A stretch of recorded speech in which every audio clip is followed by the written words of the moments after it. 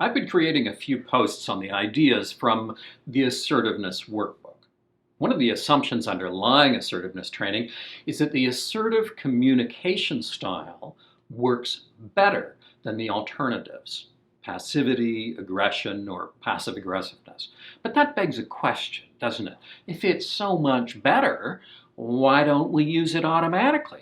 Why aren't we all assertive all the time? Even behavioral theory would support that idea. If you reward a certain behavior, or technically reinforce it, it should become more common. So you act passively, you get lousy results, that's not much reinforcement.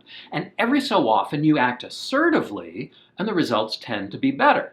That's a kind of reinforcement. So you'd expect assertive behavior to become gradually more common with time.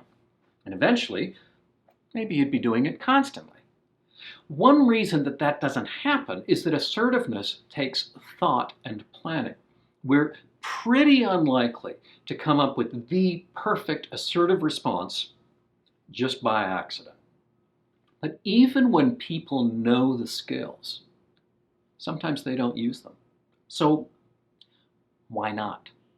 In the book, I give a number of reasons, and I'm not going to cover them all here, but there's a cluster of them that involves the reactions of other people. Often the people you want to be assertive with are people you've known for a long time. You've had a lot of interactions with them, right? And they're used to your usual style. They know that if they say, hey, what movie do you want to see? You're going to say, anything you like. If they say, I'm taking the car today, you'll say, uh-huh. If they say, I need $1,000 for my drug habit, you'll say, here you go. And they know they couldn't count on everyone to be like this, but it's how you are, always. It's like we don't expect the cat to bark. If it did, we'd be surprised. But the dog always barks, so we expect that. Let's say you cave in and people cross your boundaries, and you do that constantly. Well, naturally enough, people start to expect that.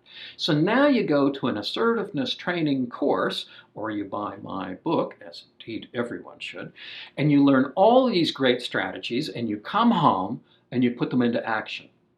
They say, what movie do you want to see? And you say, oh, I'd like to see the new Bond film. Suddenly you violated expectations.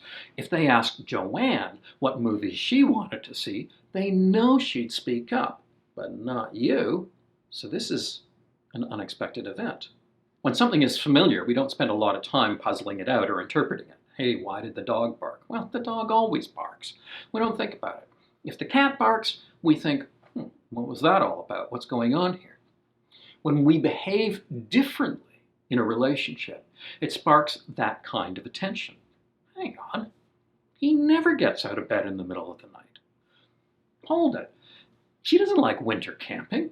Wait a minute, Mom has never said she's got a date in her entire life. So we pay attention to those kinds of messages. We interpret them. So suddenly out of nowhere, you're expressing a preference for movies. Why? What's up? If Joanne did it, well, whatever. But you're different. You know, for you to do that, you must be obsessed with this movie. Or maybe you're furious with me. Or maybe the relationship is kind of over because you're just not going along with what I want anymore. People are often uncomfortable with change. When somebody they know changes, their first impulse is to say, change back. Before, I knew what was going on. I knew what to expect, but I don't know what this is. What do you mean you don't want me to take the car? Why aren't you giving me my drug money? There's a second aspect of this. As long as you're passive, I'm in control. I get what I want. We always see the movies I want to see. We go to the restaurants I like. We drive the route I prefer. We live in a house I picked out. Human beings love this. We love being in control. If suddenly you want to determine which movie we see, well, maybe that's not such a big deal. But where's that headed? Where are we going here?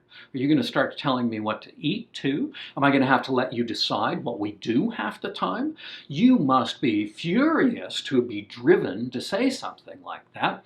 Maybe you're about to leave me, or maybe you want control all the time. Maybe I'm going to become your little puppy being dragged around on a leash. Gotta stop that.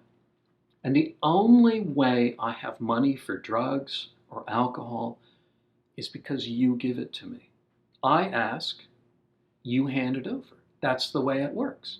If you're suddenly saying no, what am I going to do? I need to be in charge.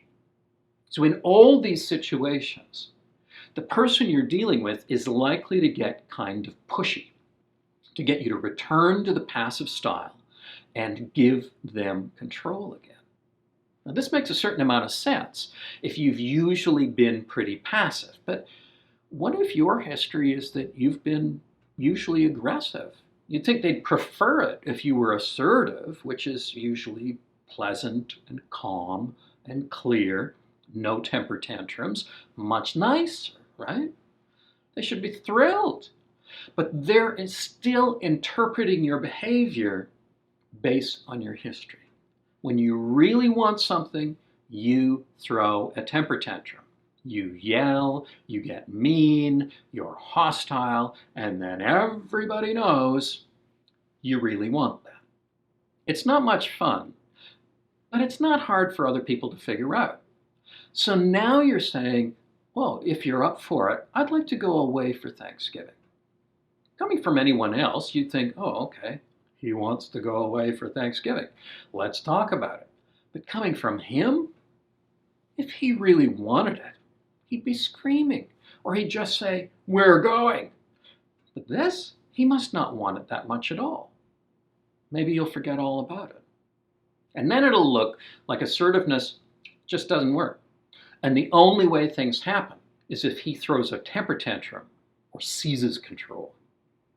In both cases, behavior that normally would get taken as a pretty straightforward case of assertive communication gets overinterpreted. Okay, so whose fault is that? It's easy for us to blame them. You take this at face value from anyone else, but not from me. You have no respect for me at all, or my feelings. But why do they expect us to be different? Because we led them to expect it. We were one way for 5 years, and now we're changing course. We created those expectations. So how do we deal with it? One option is to demonize the others who are not accepting our assertive communication. You just have no respect for me. The other possibility is to take away the symbolic value of the event, of the change. Take away the mystery and give them the truth. So listen, I realize that I've had preferences for movies all these years, but I've been reluctant to say what they are, thinking that you'd reject me for them. But it's not working for me to be always going along with you, and I've been trying to learn how to stand up for myself some more. So I'm speaking up. Doesn't mean that I don't like you, or that I'm mad, or that I resent you so much for choosing the movies. Somebody had to do it. But if you ask, I'm going to try to answer. For real. We don't have to do what I want all the time. It's a compromise. But I need to stop pretending that I don't have any preferences. Or try this. Listen, I realize that I've been really pushy about things to get my own way, and that's not doing great things for our relationship. So I'm trying to learn how to say what I want without the yelling or the sarcasm or the insults. I am not going to be perfect at this, at least certainly not at first. And I know I'm not always going to get my way, but if I'm being reasonable, just know that that doesn't mean I don't care what happens. I'm just trying to communicate better. In our group therapy programs, we always suggested to our clients that they tell their families they were in the class. so that the families would know where those changes were coming from. This doesn't completely eliminate the history problem. It's still an adjustment when people change. But it can take some of the edge off. And eventually you build up a new history with this new way of communicating. And eventually people know that when they ask you what you want to do on the weekend, you're probably going to say something, which is what they asked for. For more information about assertiveness and for the actual skills involved, feel free to consult my book. The Assertiveness Workbook is available at your local bookseller and through Amazon. The link's below.